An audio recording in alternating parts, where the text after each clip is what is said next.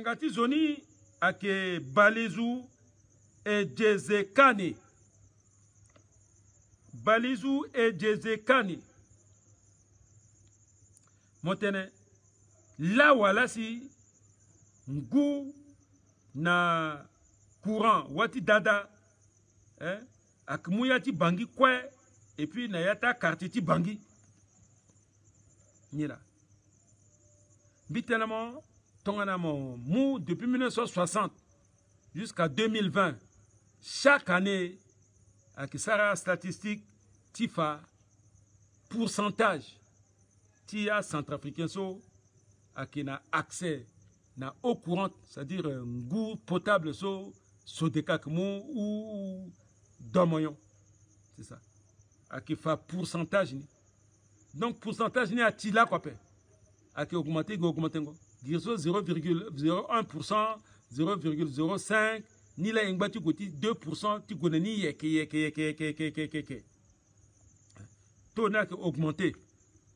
Dans mon 1960, même mon 2015. Moi, par exemple, 2015, soit 5 ans, 2015-2020. Mon tambal y a quartier, ma bas électricité. Là, so, dans 2020, so, y a ta quartier, quoi, wakita. So, à petit éclairage public là.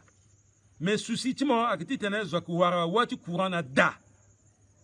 Fade mo ke ba, cause de girso mo gati moua, moi qui paye à 120 000. Pour tout ça qui nous ont, moi payé 120 000. Façon moi payé Kambani. Façon moi payé mini caution. Moi payé compteur. Moi payé disjoncteur. Fadi so soit capé. Moi ti mouaso à sarambeni projet na niveau ti NRK so avec branchement social. À ça, mon branchement social. À terre, mon gars, il a 30 000. Fade à qui gagne mon goût jusqu'à un gars d'achimo. Mon gars, il a 15 000. Fade gagne mon tuyau, tunguti keteni, ou tu dépend du diamètre jusqu'à un gars d'achimo. Parce que ça a raisonné, n'y a pas quartier quoi, ouais. Donc, à Pointinguna, à Ginduru, à Botogi, na terre, cause de Girso, à Pointinguna, à Bagina, Legeka. Donc, moi, il faut décider. Mon voyage, non. À passer à Tioni, il y a un quartier de donc, tu t'arrêtes d'attendre à Guigui rapide. Même si tu sois dans le voisin, à dériver ni à Ghana, à Ghana moins cher. Donc, de toute façon, Mingi, à Zouakina Tio, na yati quartier là. Mais, Peleni Mingi, à Guigui débit Tinguni, Titenguna ga, d'après jusqu'à la cuisson. Nguna gagina d'après ou na bi donc mon pingba na bidon jeune mon remplir mon bien ni titene mon utiliser ni toute la journée parce que ce déca a un problème petit courant donc le courant ni a marché ici a arrêté la main de délaissage à l'osika à la petite ne à la pompe nguna pe ngula mon capé ngwake bien traité, ngwake. Mais courant ti pompengoni a kiapé. Maman. Donc l'air sur ton courant gana biso à la pompeni à la batang ti courant allez. À la toka machine tala ouais. Hein? Bon, à quartier so par exemple dans centre-ville dans la kwanga magiti benikaso à la kouarangu par gravitation. C'est-à-dire que pompe tunguni ak nanduzu ton azivani avec yurlo qui simple à Gonala. Donc, à la petite Warangou jusqu'à la cuit. Même 24 sur 24 heures. Mais à la soie, lango par exemple, n'a pas ti boerab, ti gongo na gobongo, 12, na menan doso, à la qui nan doti pompe ni na, à la qui nan doti ti château doni. Hein? Tomaba, ton na château dona que ton zo, à la que t'as la toson donizo, à la peu avoir gravitation. Donc, ti te de genbiti sige, il faut moteur à Poussunguni ici. Hein? Moteur, gangou moteur, électrique à Poussunguna, ouais. Pompe à Pompeni, à Pompenguni, à Poussusi, à Golemon, aussi, Moara. Bakaton le courant capé, à la pape. Hein? Et puis, à Marta, pompe so, à Kota, pompe so, a besoin de courant, ti kuta kilowatt. Hein? Kuta kilowatt. Hein? Donc, ce déca, à petit terrain, à voir, quota, groupe so, et puis, na kuta gasoil. Parce que déjà, même le groupe, 500 kVA, qui consommait 40 litres l'heure. Hein? Bah, imaginez, Marta quota, à groupe so, qui na énergie so, il y a une centrale thermique so. Hein? Un nombre de carburants so, qui utilisé à la minute, c'est énorme. Et puis en plus, ça doit payer courant de mimirape. Ça doit payer un goût de mimirape. Parfois, à énergie, na sous des cas, à la qui travaille, il y a des pertes. Mingita quota zouti contrôle, à la souci normalement, à la courant de mingizo, bon tingu, na bon ti courant en ondotala. Mingiga, keta pauvre là, si, à qui chefa la ga fawa n'ondotala wa fangwa we. Allez, à la qui petit goût, fa kekewa, ti sarameni ti tanala kala we. Mais à Zouza qui gagne 1 million, à 300 000, à 400 000, à 500 000. À Kira Latnaka, député, à ministre, à conseiller spécial, président, à Zoazo, jamais. A été gâté Fangouso qui menace. A été gâté Fa Couranso qui menace. Mais ton loquati ministre, Tina Mapokota, la facture non on donné. A ga Fangwa Fa, ah ouais, à la langue guinéenne, a dit Bougouti Bindo. Menace na undi. Maba. Tant on a mangé un dotin batazo, ah, mon pays courant mon bien, parce que tu as gâté denguezo. À demain, moi, mon petit warampo là, on a respecté. Mais tant qu'on a dengue aussi, on doit voir qu'on a gâté au menu tel timbana.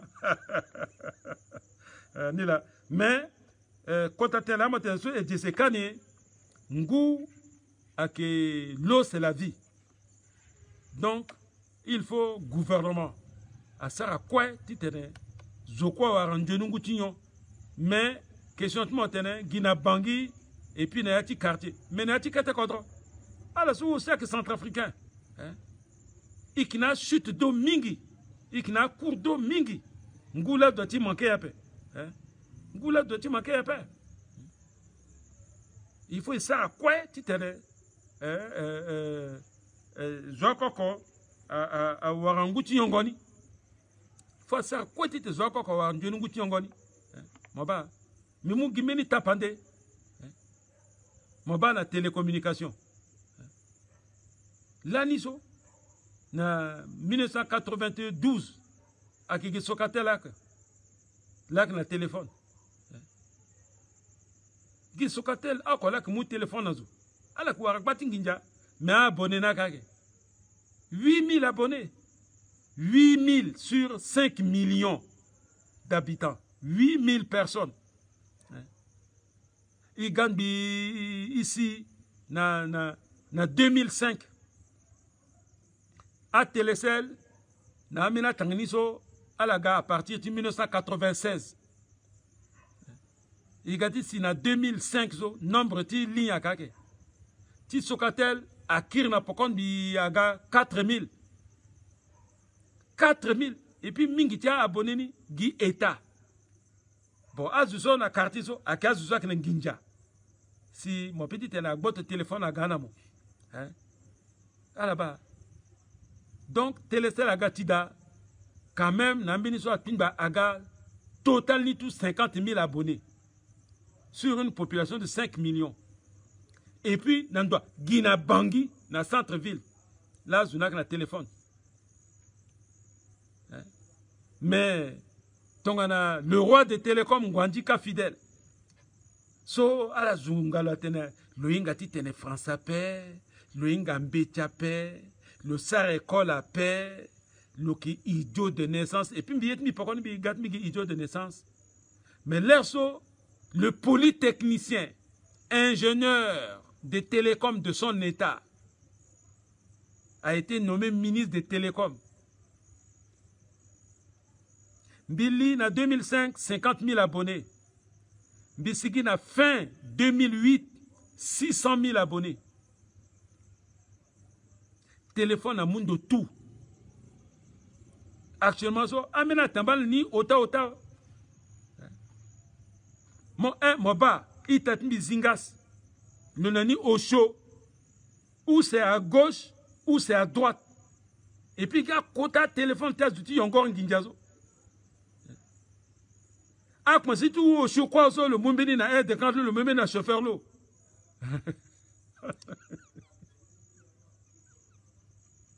zo quoi le téléphone farizo. Bon, farizo comme technologie a avancé aux bon, ton amoyeti tellement facile extérieur de richesse après, mon vogi kutat bagabanizo avec mou 3 simzo ou 4 sim. Mon zane ani quoi bon. Ton premier de ça irmo gisola qui ou smokumu mais juste un petit irmo nan doti 2 sim ni so fait. Parce que téléphone ti 3 simzo gi premier de ça irmo là c'est qui ou zota petit irmo gi losu tu la sigi avant là si akeu. Mais ton mon ani ton so zinga sakanani o chozo ton zo o choix irmo zo au chocolat qui ou bah moi inga comment mon kikboape donc ngu so ton a libéralisé ni NRK a libéralisé ouais mais a teti wara mbimbiri zoti tene agwa mungu tingola même poko so akiti nambagiti PK9 si agunda tina balizo le wele la quoi a petit za kete turbine a zani gezo azuti PK9 ti go jusqu'à na yambo a seka yamboro nan dangalazo ala ko courant et puis zozo le na turbine zo awa lo arlo nginjawa le ko kuta client soit que mokaf la terre loka lo nginjawa hein mais na cadre d'une nouvelle ordre centrafricain et qui aura mené centrafricain ou mené investisseur titane le aussi le sar concurrence timou électricité nandoso NRK a petit sidape voilà si ton a le petit le sar a turbine ape tizane ya ti pokoso aki penganguzo le petit zape mais là Suneige 24 heures sur 24 le bamini kuta terrain namba kita samba a écrit kaso état a concédé ni lalo a katon concession panneaux solaires à petit goué jusqu'à même le petit wara 10 mégawatts actuellement NRK le goni jusqu'à 18 mégawatts là si le mou courant nazu yati bangi ki kwaso mais mon sara mini champ solaire mon gars même 5 mégawatts au départ l'investissement va coûter cher mais à la longue mon gars multimillionnaire multimilliardaire mon que mou courant na zutimba kika tu go jusqu'à ligitimba iki ba à côté piste ti bourgeoisie nationale ti wango nginzala